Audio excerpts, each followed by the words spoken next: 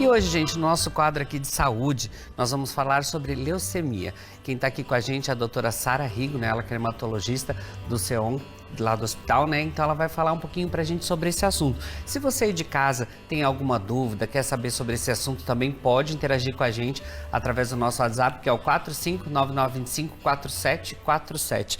Boa tarde, doutora Sara. Bem-vinda. Boa tarde. Obrigada. Gostaria que a senhora começasse explicando um pouquinho pra gente, né? O que é a leucemia? Que é um nome que assusta um pouco as pessoas, né? Sim, é uma doença muito temida. As pessoas sempre têm um medo, mas não têm um grande conhecimento sobre ela. A leucemia ela é um câncer da medula óssea, e a medula óssea é a nossa fábrica do sangue, onde o nosso sangue é produzido no nosso corpo, que é a parte interna dos nossos ossos. Então, quando você tem um câncer nesse órgão que produz o sangue, a gente passa a ter uma má produção do sangue, tendo anemia, plaquetas baixas, defesas baixas, fazendo com que o organismo sinta a falta dessa produção adequada do sangue. Doutora, e assim, mas existe uma causa que leva esse desenvolvimento, é hereditário? O que é que provoca isso? A maioria dos casos, a gente não identifica uma causa específica. Sabe-se que o cigarro, quem fuma, tem um risco aumentado. Pessoas que já fizeram quimioterapia ou radioterapia para tratamento de outra doença também têm um risco aumentado. Além de que pessoas que se expõem a produtos químicos, como benzeno, combustíveis e agrotóxicos, também têm um risco aumentado de ter a leucemia. Doutora, e assim, e quais que são os fatores de riscos da leucemia? Esses fatores de risco são exposição a essas situações que eu comentei anteriormente, mas para algumas leucemias, como a leucemia linfoblástica aguda, a infância é um fator de risco, que é uma leucemia bem mais frequente em crianças, enquanto nas leucemias mieloides agudas, ela é muito mais frequente com a idade, então vai aumentando a incidência conforme vai aumentando a idade. E assim, e tem alguns sintomas, aparecem alguns sintomas que vocês podem dar então nas crianças, nos adolescentes também ali. Tem como perceber ali os primeiros sintomas, doutora? Sim, os sintomas são decorrentes justamente dessa falta de produção do sangue. Quando você tem uma anemia, tem os sintomas de anemia, que são a fraqueza, palidez, indisposição, a falta de defesas adequadas do organismo, gera infecções de repetição, situações de febre sem motivos infecciosos também, e a falta de produção de plaquetas pode gerar hematomas, sangramentos pelo corpo. E em crianças é mais frequente também você observar dor óssea, algo que você não vê nos adultos, mas dores ósseas difusas em crianças podem sugerir leucemia. E como assim, doutora, como que funciona o diagnóstico? Como que é feito? A suspeita do diagnóstico levanta-se através da história clínica e também através de um simples exame como o hemograma, que é um exame de rotina, que você consegue avaliar as células do sangue através desse hemograma. Para fechar o diagnóstico, se é realmente leucemia, qual o subtipo da leucemia, aí são feitos exames mais específicos, como a biópsia de medula óssea, para melhor avaliação, que aí sim, você analisa exatamente o órgão que está com o problema, que é a medula óssea. E daí foi feito esse diagnóstico, doutora. Como que ocorre o tratamento? Depende de como está o caso já, aonde ele está. Isso aí conta bastante também para o tratamento? O tratamento ele é baseado muito no subtipo da leucemia. Existem algumas leucemias que o diagnóstico é só observação na maioria dos casos, como a leucemia linfocítica crônica.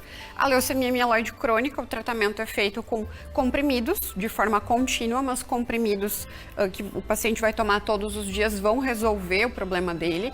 Já as leucemias agudas, o tratamento é bem intenso, são quimioterapias de altas doses, em algumas situações radioterapia, e em geral esse tratamento ele tem que ser consolidado, completado com o transplante de medula óssea. Doutora, e assim, e como que é essa relação entre doação e transplante? Porque a gente vê bastante campanhas das pessoas falando da importância de você ser doador, de você fazer os exames lá também, mas como que funciona essa relação? O transplante, ele é fundamental para o tratamento, só que muitas vezes a pessoa ela tem indicação de fazê-lo, mas não tem um doador compatível na família.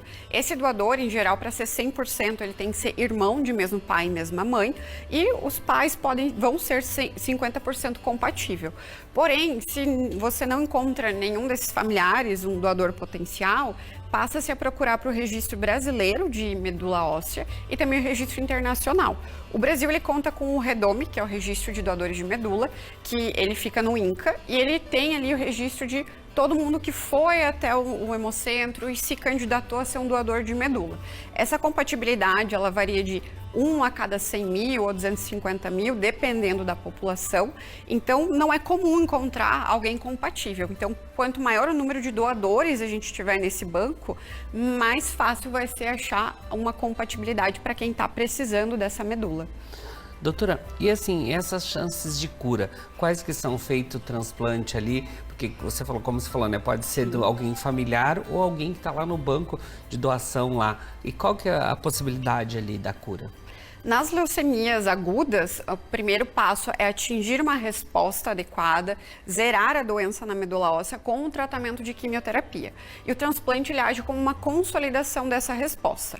Quando isso, você consegue atingir essa resposta com químio e depois consolidar com o transplante, em geral, a maioria dos pacientes evolui sim para uma cura a partir disso. E existem as leucemias crônicas, que apesar de não ter cura, elas são doenças que o paciente tem uma sobrevida muito longa, com tratamentos não tão intensos quanto as leucemias agudas. Doutora, e existem maneiras de prevenir, como a gente fala bastante, como o câncer de mama, a gente tem a prevenção que a gente fala que é o autotoque, cuidados, exames. Nesse caso, há prevenção também? Infelizmente não existe uma prevenção específica, mas evitar esses fatores de risco de exposição ocupacional a combustível, agrotóxico ou evitar o consumo de cigarro, isso já reduz o seu risco de ter uma leucemia em algum momento da vida. Mas infelizmente não tem nada de diferente que você possa fazer para prevenir. Claro, levar uma vida saudável, além de prevenir outros tipos de câncer, também vai ajudar a prevenir a leucemia. E esses produtos, doutora, que você comentou, eles podem ativar, tipo assim, dar um gatilho para ativar a leucemia ou eles provocam a leucemia? Esses produtos eles podem gerar algumas mutações nas células tronco lá da medula óssea que fazem com que ela se produza de forma inadequada. E essa produção inadequada é a partir daí que se origina o câncer em si. Então, esses produtos químicos, eles podem sim influenciar e gerar esse início do câncer lá na medula óssea. E essas pessoas que trabalham com esses produtos, tipo, a gente sabe que a nossa região aqui tem muitos agricultores, né? Eles sabem que eles podem ter um cuidado especial com esses produtos, os riscos que eles correm mexendo com esses produtos também, mesmo os frentistas?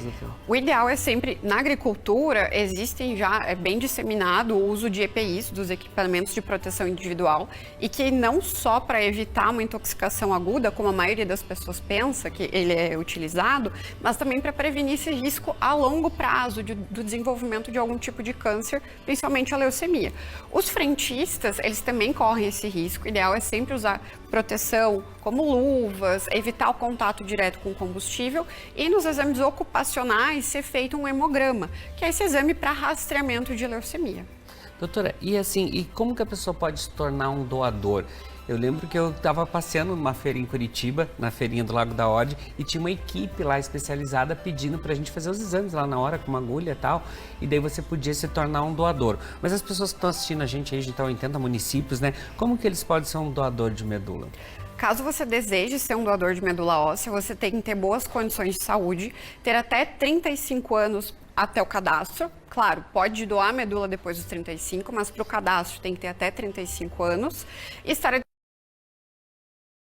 seja chamado e ir até o hemocentro mais próximo para se cadastrar para ser doador de medula. Aqui em Cascavel é no Hemocentro Regional de Cascavel, atrás do HU, e em Toledo é na UCT de Toledo, que é uma unidade da rede EMEPAR, que é onde são feitas as coletas para o registro de doadores de medula aqui no Paraná.